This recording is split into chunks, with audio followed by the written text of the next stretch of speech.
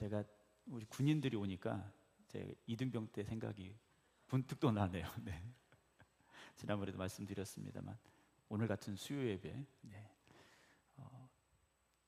아마 8월 정도 됐던 것 같아요. 8월 정도 됐는데 제가 이제 3월에 입대하고 8월 달 한참 무더울 때였습니다. 한참 더울 때 이제 하루 종일 뭐 이제 사역도 하고 일도 하고 그랬었는데 수요 예배를 또 열심히 갔지 않습니까? 제가 나름 신학생이라고 갔는데 목사님 예배 인도하실 때 우리 기도로 이제 말씀 전하기 전에 기도하셨는데 제가 축도할 때 눈 떴습니다. 그래서 제가 예배 시간에 자본 적이 한 번도 없는데 설교 시간에 푹 자고 일어났던 적이 있습니다. 그래서 제가 예배 시간에 조시는 분들은 이해를 합니다. 근데 3번까지는 이해하는데 4번은 습관이 되기 때문에 4번까지는 안 되고요. 3번까지는 피곤하시면 잘 수도 있겠죠. 잠을 잔다라는 건 그만큼 어찌 보면 마음이 편하기 때문인 것 같아요. 현대인들은 불면증에 시달리고 있습니다. 잠이 오지 않아서 잠을 자야 되는데 잠이 오지 않아서 참 힘들어 하시는 분들이 많이 있는데요. 오늘도 혹시나 그런 불면증 때문에 힘들어 하시는 분들이 계시다면 오늘 이 밤에는 하나님께서 평안한 단잠을 주시기를 주님의 이름으로 축복합니다. 이미지 메이킹이라는 말이 있습니다. 내가 이렇게 밖으로 보여지는 어떤 외모죠, 어떤 나의 말투, 나의 어떤 제스처, 이런 것들을 좀 다른 사람들이 호감을 갖도록 잘 만들어내는 걸 우리가 이제 이미지 메이킹을 한다라고 말합니다. 원래는 안 그런데 그렇게 보여지도록 노력하는 거죠. 힘쓰는 겁니다. 그래서 다른 사람들에게 나의 모습이 이렇다라고 보여주는 거지 않습니까? 그러면 이미지 메이킹을 하면서 속 사람도 달라지면 좋을 텐데 우리가 이렇게 세상에서 살다 보면요, 알아갈수록 겉모습과 속 사람이 다른 경우들을 종종 보게 됩니다. 처음에 첫인상은 안 그랬는데 그 사람 이미지는 좋았는데 시간 지나서 보니까 야, 그 사람 아니더라 라는 이야기들을 할 때가 있습니다. 물론 그 반대의 경우도 있죠. 그 사람 첫인상 별로였는데 시간이 지나서 보니까 야, 그 사람 참 됐더라, 그 사람 좋은 사람이더라, 이렇게 평가를 하게 될 때도 있습니다. 가장 좋은 것은 첫인상도 좋아야 되고 끝인상도 좋아야 되고요. 우리의 겉사람과 속사람이 다르지 않기를 주님의 이름으로 축원합니다.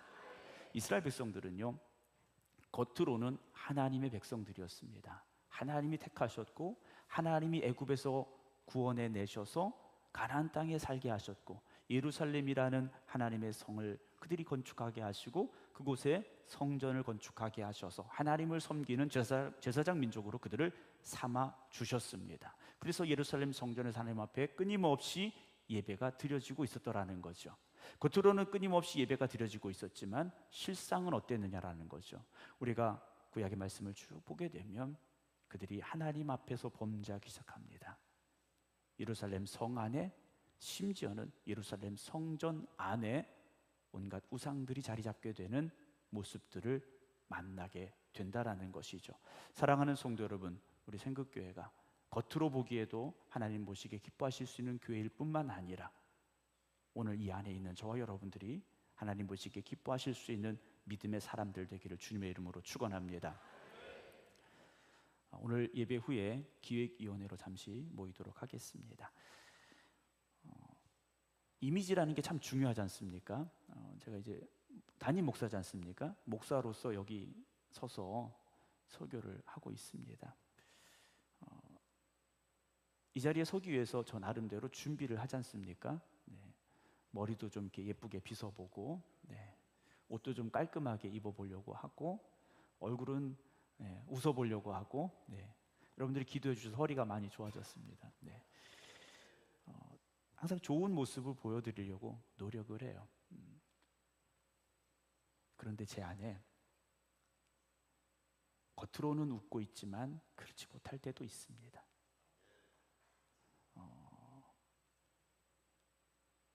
그런 척하게 될 때가 있다는 거죠. 죄송합니다만 목사인 저도 그럴 때가 있어요. 오늘 우리가 하나님 앞에서 이스라엘 백성들과 같아서는 안 되지 않겠습니까? 하나님께서 보실 때 진정한 예배자가 되어지고 충성된 일꾼들이 되어져야 됩니다. 오늘 이스라엘 백성들을 향하여서 이제 하나님께서 에스겔을 통하여 다시금 경고하시는 말씀을 우리는 만나게 되는데요, 오늘 8장과 9장의 말씀은 참혹한 말씀이 기록이 되어지고 있습니다. 오늘 1절 보면 여섯째 달 초닷새 나는 집에 앉았고 유다의 장로들은 내 앞에 앉아 있는데 주 여호와의 권능이 거기에서 내게 내리기로 라고 1절 말씀이 시작이 되어집니다. 날짜가 정확히 나와 있습니다. 여섯째 달 초닷새. 포로로 붙잡혀 온 지 벌써 그렇게 세월이 지났습니다. 그보다 더 중요한 것이 무엇입니까? 430일 동안 누워 있으라는 하나님의 명령이 그대로 지켜졌고 그때쯤 이제 되어진 시점이라고 보시면 됩니다. 그래서 유다의 장로들이 에스겔 앞에 앉아 있는데 마침 그때 하나님의 능력이 거기서 에스겔을 사로잡으셨다라고 되어 있습니다. 내게 내리기로라고 되어 있는데 오늘을 보게 되면 사로잡으신 겁니다. 하나님께서 능력으로 에스겔을 사로잡으셨다라는 거죠. 오늘 저나 여러분들이 하나님 앞에 영적으로 지배당해야 됩니다. 우리가 내 자아가 살아서는 안 되고요, 하나님이 내 안에 역사하여 주시어서 나를 영적으로 강력하게 지배하여 주시옵소서 여러분 기도하시기 바랍니다. 왜냐하면 우리 안에 있는 내 자아는요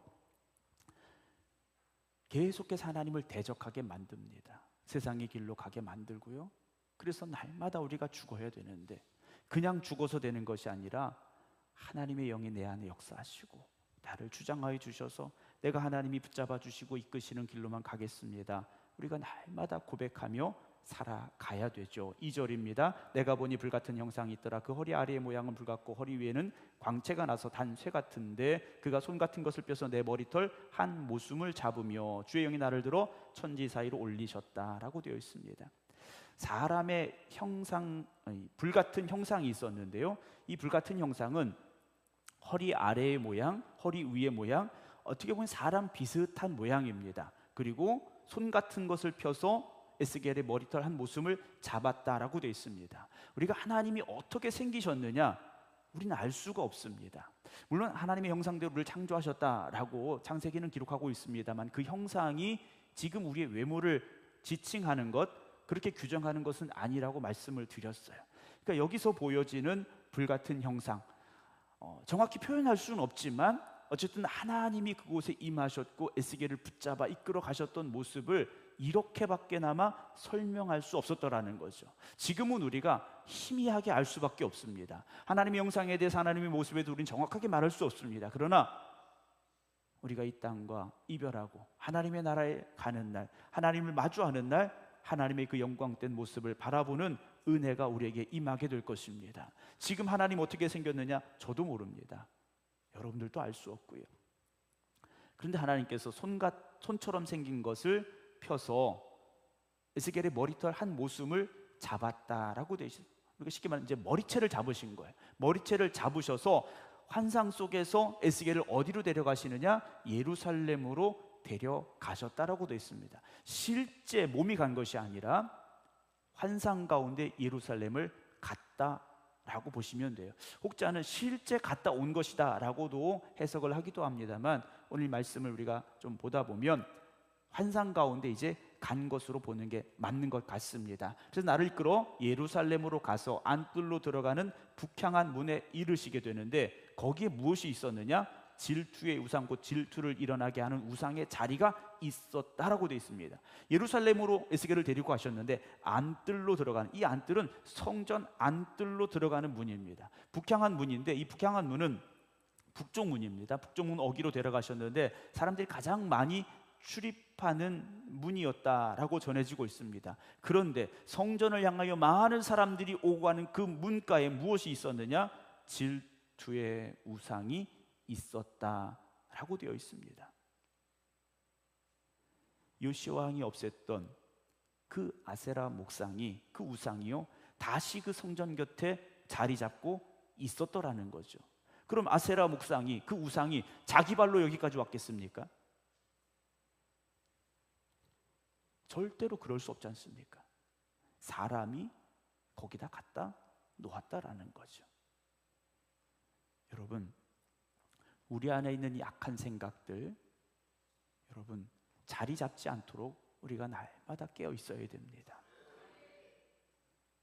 누가 갖다 집어넣겠습니까? 물론 마귀가 집어넣죠. 그러나 결국은 내가 마음을 열었기 때문입니다. 악한 것을 향하여 마음을 열었기 때문이고 세상을 향하여 나의 눈을 향했기 때문이라는 것이죠. 여러분, 오늘 예루살렘에 그 성전 곁에 우상이 자리 잡고 있었다라고 되어 있습니다. 그런데 질투의 우상이라고 되어 있습니다.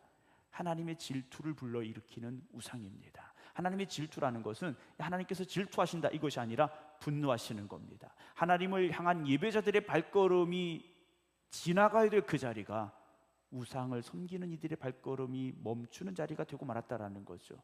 여러분, 이 성전이 하나님을 예배하는 자리가 되도록 힘쓰시기 바랍니다. 사람의 모임이 아니라 하나님 앞에 예배드리는 예배자의 자리가 되어져야 되는데요. 4절입니다. 이스라엘 하나님의 영광이 거기에 있는데 내가 들에서 본 모습과 같더라 그랬어요. 거기요 하나님의 영광이 있었다. 즉 하나님이 거기 임재하고 계시다라는 거죠. 그 처참한 광경을 지금 하나님께서 바라보고 계셨다라는 겁니다. 찬송하는 소리가, 기도하는 소리가 들려져야 될 그곳에 우상이 자리 잡고 있는 그 모습을요 하나님께서 바라보고 계십니다. 5절, 그가 내게 이르시되 인자야 이제 너는 눈을 들어 북쪽을 바라보라 하시기로 내가 눈을 들어 북쪽을 바라보니 제단문 어귀 북쪽에 그 질투의 우상이 있더라 라고 되어 있습니다. 제단문 어귀지 않습니까? 하나님 앞에 제물을 가지고 나아가는 그 자리입니다. 그런데 바로 그 옆에 이 우상이 자리 잡고 있었다라는 거죠. 그럼 왜 하필 성전 곁에 이 아세라 우상을 갖다 놨을까라는 거죠. 전승에 의하면 이 아세라 우상은 여자입니다. 그래서 하나님의 배우자로 생각을 하는 경우가 있었다라고 그래요. 하나님의 배우자로 이 아세라 우상을 데려다 놓은 거예요. 그러다 보니까 어떤 일이 벌어지느냐, 하나님 앞에도 예배하고 아세라 우상 앞에 가서도 그를 나름대로 예배하는 혼합되어진 종교가 거기서 생겨나고 말았다라는 거죠. 여러분, 교회는요 순전한 믿음이 지켜져야 되는 자리입니다. 예루살렘 성전에 하나님을 향한 예배가 멈추지 않아야 되고 하나님만을 위한 예배가 드려져야 되는데 아세라를 섬기는 이들도 거기에 들어가게 되고 하나님도 섬기고 아세라도 섬기고 이런 일들이 벌어지고 말았다라는 거죠. 그럼 왜 우상을 성전 곁에다까지 가져다 놨을까라는 거죠. 야, 여러분, 우리가 하나님만 섬겨서 우리의 인생이 우리가 원하는 대로 잘 되어지고 기도하는 대로 응답받고 여러분들의 삶이 정말 시온의 대로가 활짝 열려진다면 여러분, 이 길에서 고민할 사람이 누가 있습니까? 우리가 차를 운전하고 가다 보면요 도로가 꽉 막힐 때가 있어요. 그럼 고민합니다. 이 길을 계속 가야 될까? 새 길로 빠져서 조금 더 빠른 길을 찾아야 될까? 막히지 않는 길로 가야 될까? 고민하게 될 때가 있어요. 여러분, 고속도로를 가는데 막히지 않는다면 누가 다른 길로 가겠습니까? 막히기 때문에, 내가 원하는 대로 갈 수 없기 때문에 새 길로 빠지게 되는 거지 않습니까?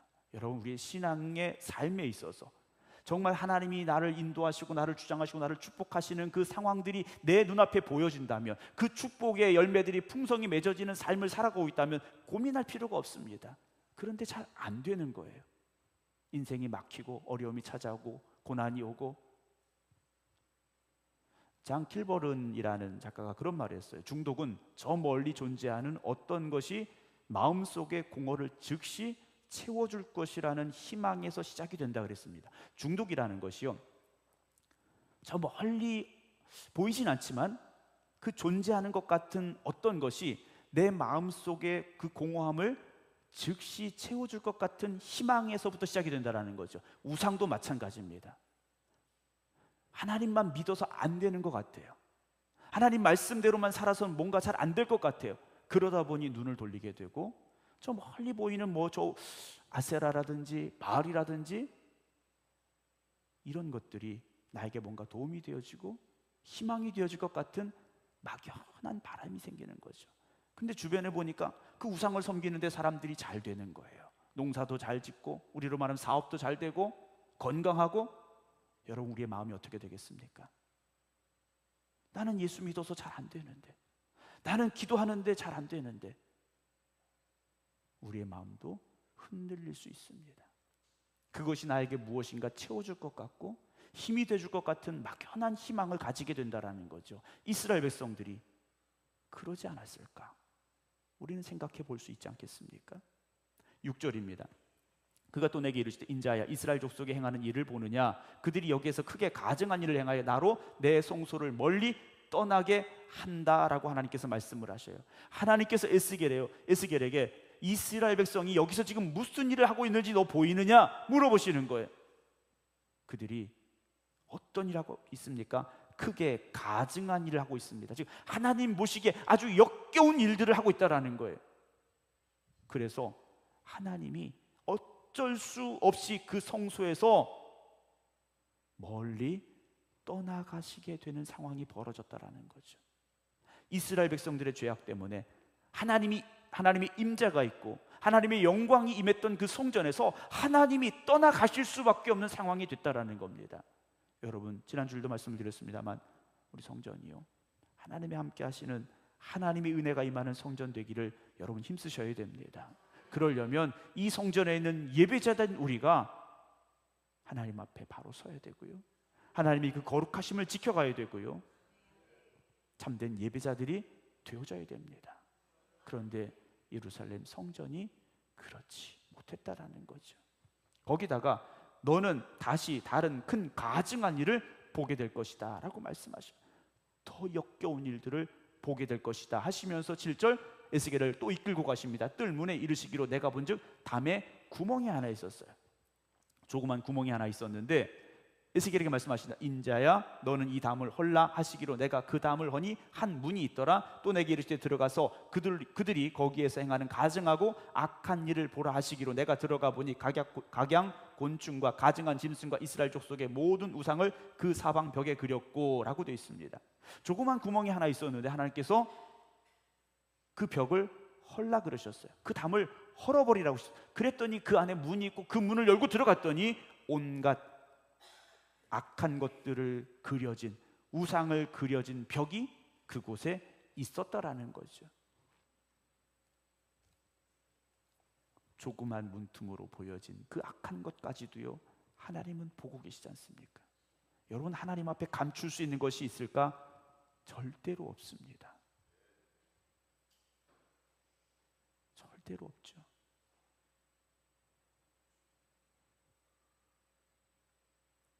내 가족도 모르는 일이라 할지라도 하나님은 알고 계시고요, 목사가 모르는 일이라 할지라도 하나님 알고 계시지 않습니까?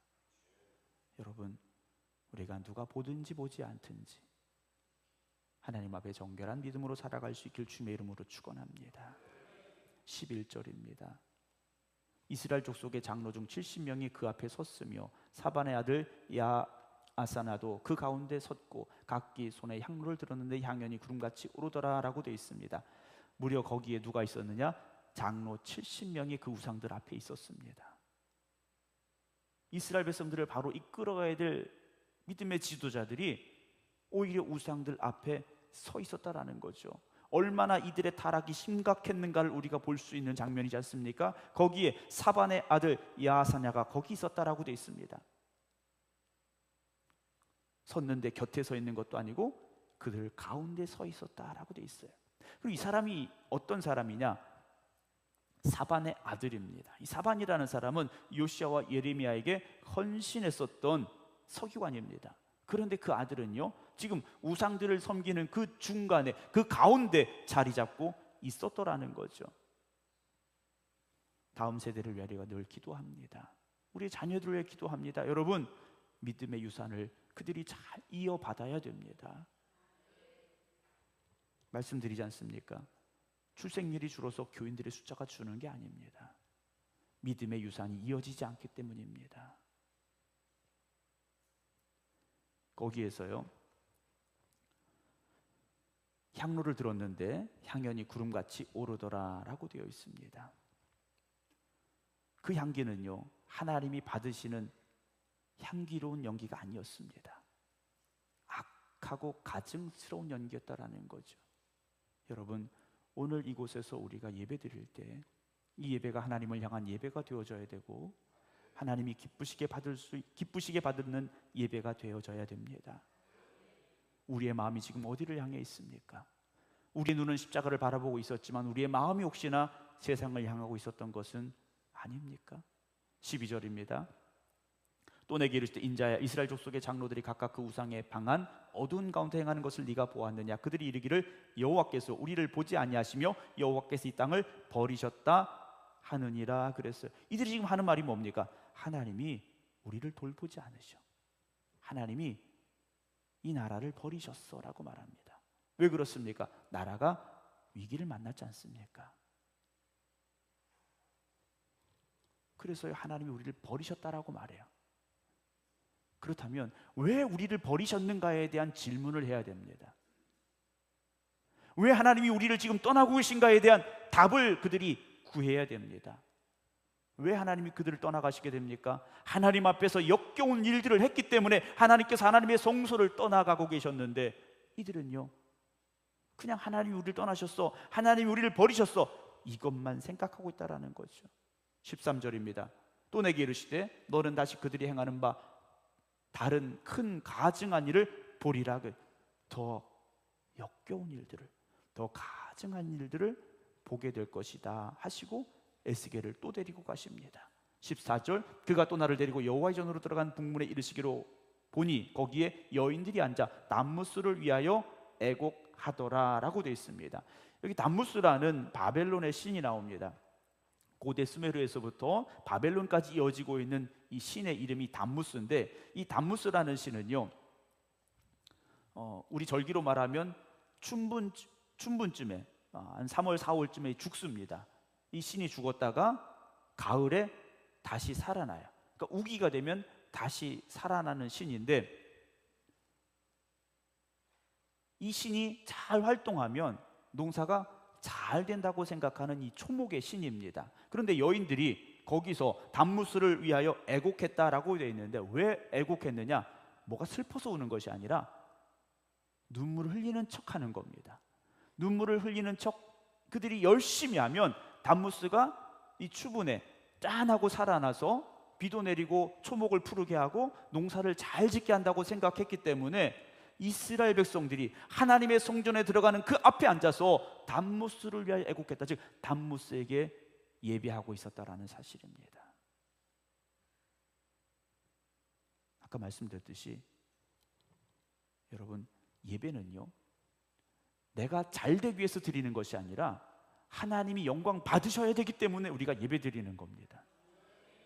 내가 잘 되려고 드리는 것이 예배가 아니라 하나님이 영광 받으시는 것, 그것이 바로 예배라는 걸 우리는 잊지 말아야 됩니다. 그런데 방향이 잘못되다 보니까 그 예배를 드림으로 내가 뭔가 채워져야 되고 내가 뭐가 잘 돼야 되고, 그러다 보니 이들이 우상을 향한 자리로 점점 더 가까이 갈 수밖에 없었다라는 거죠. 16절입니다. 15절, 그가 또 내게 이르시되 인자야, 네가 그것을 보았느냐? 너는 또 이보다 더 큰 가증한 일을 점점 더 악한 것들을 지금 에스겔에게 보여주고 계신데요. 16절, 그가 또 나를 데리고 여호와의 성전 안뜰에 들어가신, 이제는 하나님의 성전 안뜰로 들어갔습니다. 문을 지나서 들어가는데 여호와의 성전 문 곧 현관과 제단 사이에 약 25명이 여호와의 성전을 등지고 낫을 동쪽으로 향하여 동쪽 태양에게 뭐하고 있습니까? 예배하고 있었다 그랬습니다. 어떤 학자는요 이 25명의 숫자를 이렇게 해석을 했습니다. 제사장 24반열의 대표자 한 사람씩과 대제사장 한 명이 아니었을까라고 추측을 합니다. 하나님 앞에 예배 드려야 될 제사장들이 하나님의 성전을 어떻게 했습니까? 등지고라고 되어 있습니다. 성전을 향하여 등지고 얼굴을 동쪽으로 향하여 동쪽 태양에게 예배했다라고 하죠. 태양신을 섬겼다라는 겁니다. 하나님 앞에 예배 드려야 될 예배자들이 하나님은 등지고 태양에게 절하고 있는 이 모습, 하나님이 보고 계시다라는 거죠. 얼마나 기가 막힌 상황입니까? 17절입니다. 또 내게 이르시되 인자야, 네가 보았느냐? 유다 족속이 여기에서 행한 가증한 일을 적다 하겠느냐? 그들이 그 땅을 폭행으로 채우고 또다시 내 노여움을 일으키며 심지어 나뭇가지를 그 코에 두었다라고 되어 있습니다. 우상에게 예배하는 그 모습을 그들이 가지고 있음을요, 하나님께서 에스겔에게 탄식하며 말씀하고 계시다라는 거죠. 18절, 그래서 하나님께서 이렇게 말씀하십니다. 그러므로 나도 분노로 갚아 불쌍히 여기지 아니하며 긍휼을 베풀지도 아니하리니 그들이 큰 소리로 내게 부르짖을지라도 내가 듣지 않겠다라고 말씀하셔요. 분노로 갚으시겠다라고 말합니다. 하나님께서 지금까지 어떻게 하신 겁니까? 참고 또 참고 계셨다라는 거예요. 그들의 죄악을 보시며 참고 또 참으신 거예요. 말씀으로 돌아오기를, 그들이 회복되기를, 다시 하나님 앞에 예배드리는 예배자가 되기를 기다리셨다라는 거죠. 그런데 더 이상은 참으실 수가 없는 겁니다. 그 분노가 꽉 차서 이제는 그 분노를 쏟아내실 수밖에 없는 상황이 됐다라는 거죠. 불쌍히 여기지도 않겠다 하십니다. 가엾게 여기지도 않겠다고 하셔요. 부르짖어 기도해도 듣지 않겠다고 말씀하십니다. 여러분, 하나님은요, 우리가 기도하면 무조건 들으셔야 되는 분이 아니지 않습니까? 9장 1절입니다. 또 그가 큰 소리로 내 귀에 외쳐 이르시되 이 성읍을 관할하는 자들이 각기 죽이는 무기를 손에 들고 나오게 하라 하시더라. 내가 보니 6사람이 북향한 윗문길로부터 오는데 각 사람의 손에 죽이는 무기를 잡았고 그 중에 한 사람은 가는 베옷을 입고 허리에 서기관의 먹그릇을 찼더라. 그들이 들어와서 놋 제단 곁에 서더라 그랬어요. 하나님께서요, 예루살렘 성을 벌할 사람들을 부르십니다. 그런데 이들의 손에 사람을 죽이는 무기를 들고 오게 하셨더라는 것. 이제 심판이 그들 앞에 찾아온 겁니다.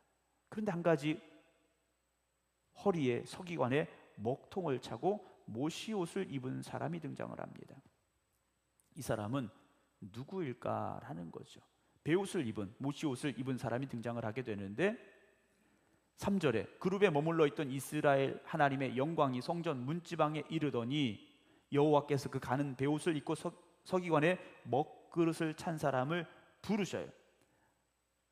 이 사람을 부르셨는데 왜 부르셨을까라는 거죠. 4절입니다. 여호와께서 이르시되 너는 예루살렘 성읍 중에 순행하여 그 가운데 생하는 모든 가증한 일로 말미암아 탄식하며 우는 자 이마에 표를 그려라. 그 죄악이 가득한 예루살렘 성에 이런 현실을 바라보면서 애통하며 눈물 흘리는 사람들이 있다면 그들의 이마에 표를 그려 넣어라 말씀하셔요. 하나님께서요, 사람이셨습니다. 성을 멸할 사람들을 부르셨어요. 그런데 이 죄악이 가득한 예루살렘 성을 바라보면서 하나님의 마음을 가지고 탄식하며 슬퍼하며 회개하는 이들이 있었다라는 거죠. 그때 그들을 향하여 이마에 표를 그려 넣어라 말씀을 하십니다. 그럼 이들에게 왜 이마에 표를 그려 놓게 하셨느냐? 5절입니다. 그들에 대하여 내 귀에 이르시되 너희는 그를 따라 성읍 중에 다니며 불쌍히 여기지 말고 긍휼을 베푸지 말고 쳐서 늙은 자와 젊은 자와 처녀 어린아이 여자를 다 죽여라 그래. 이 예루살렘 성을 완전히 멸하라 하시는데 이마에 표 있는 자에게는 가까이 하지 말라. 내 성소에서 시작할지니라 하시매 그들이 성전 앞에 있는 늙은 자들부터 시작했다라고 되어 있습니다. 이마에 표를 그려 놓은 사람들은요, 하나님께서 보호하시겠다라는 거죠. 여러분, 세상이 다 그러니까 우리도 그렇게 휩쓸려 가서는 안 됩니다. 요즘 다 그렇게 하니까 목사님 우리도 그렇게 하죠? 안 된다라는 거죠. 우리 신앙은요, 세상을 거슬러 올라갈 수 있어야 됩니다. 하나님이 기뻐하시는 자리에 서 있어야 됩니다. 신앙은요, 절대 편하려고 해서는 안 됩니다.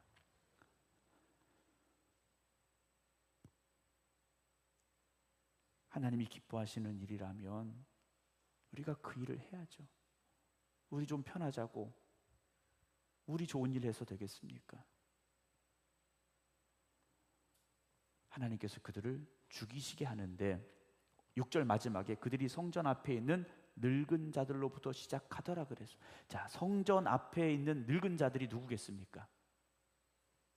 성전 앞에 있는 늙은 자들, 백성의 장로들입니다. 백성의 지도자들입니다. 근데 이 사람들이 뭐 하던 사람들입니까? 이방신에게 제사하던 사람들이에요. 하나님께서 그들을 먼저 치시기 시작하셨다라는 거죠. 7절에 그가 또 그들에게 이르시되 너희는 성전을 더럽혀 시체로 모든 들에 채우라. 너희는 나가라 하시며 그들이 나가서 성읍 중에서 치더라 라고 되어 있습니다. 하나님께서요, 성전을 더럽혀라 말씀하셔요. 어떻게 더럽힙니까? 시체로 모든 뜰을 채워라 그러십니다. 부정한 시체로 성전을 채우라 하십니다. 더 이상 하나님의 영광이 거기 임하지 않겠다라는 말씀입니다. 여러분, 우리 교회가 자리가 꽉 차서 좋은 것이 아니라 하나님의 영광이 임하는 성전이 되어져야 됩니다. 숫자가 늘어나서 기쁜 것이 아니라 하나님 앞에 엎드리는 진정한 예배자들이 이 자리에 머물 때 이 성전이 하나님이 기뻐 받으시는 성전이 되어지고 하나님의 영광이 임하는 성전이 될 줄로 믿으시기를 주의 이름으로 부탁을 드립니다. 8절입니다. 그들이 칠 때 내가 홀로 있었는지라 엎드려 부르짖어 이르되 아하 주 여호와여 예루살렘을 향하여 분노를 쏟으시오니 이스라엘의 남은 자를 모두 멸하려 하십니까? 라고 에스겔이 탄식을 합니다. 하나님 다 죽이시렵니까? 그래요. 9절 그가 내게 이르시되 이스라엘과 유다 족속의 죄악이 심히 중하여 그 땅에 피가 가득하며 그 성읍에 불법이 찼나니 이는 그들이 이르기를 여호와께서 이 땅을 버리셨으며 여호와께서 보지 아니하신다 함이라. 이스라엘 백성들이요, 하나님이 이 땅을 버리셔서 우리를 돌보지 않아. 그래서 우리는 바알도 섬기고 아세를 섬기고 우상을 섬겨 라고 말하고 있다라는 거죠. 그래서 하나님께서요 다 멸하시겠다라는 겁니다. 10절 그러므로 내가 그들을 불쌍히 여기지 아니하며 긍휼을 베풀지 아니하고 그들의 행위대로 그들의 머리에 갚겠다 하십니다. 하나님은요 뿌린 대로 거두게 하십니다. 행한 대로 갚으십니다. 사랑하는 성도 여러분, 오늘도 우리가 살아가는 이 삶을 어떻게 살아가야 될 것인가? 우리는 이미 다 알고 있습니다. 여러분들이 몰라서 못하진 않습니다. 다 알죠. 다 아는데 왜 우리가 그렇게 살지 못합니까? 형편이 그래서, 상황이 그래서, 다른 사람이 그래서. 여러분, 그렇다 할지라도 하나님이 기뻐하시는 믿음의 삶은 지켜가시기 바랍니다. 오늘 하나님께서 예루살렘을 멸하시지만 의로운 자들을 구별하시고 보호하시고 끝까지 지켜주고 계심을 보게 됩니다. 여러 가지로 세상이 힘들고 어려운 건 맞습니다. 그렇다면 더욱더 하나님 앞에 바로 서기를 힘쓰시기 바랍니다. 하나님이 기뻐하셔야 되지 않겠습니까? 하나님이 우리를 통하여 영광 받으셔야 되지 않겠습니까? 오늘도 하나님이 찾으시는 진정한 예배자가 여러분들이 되어주시고 하나님이 기뻐 받으시는 교회가 우리 교회가 되기를 주님의 이름으로 축원합니다. 기도하겠습니다.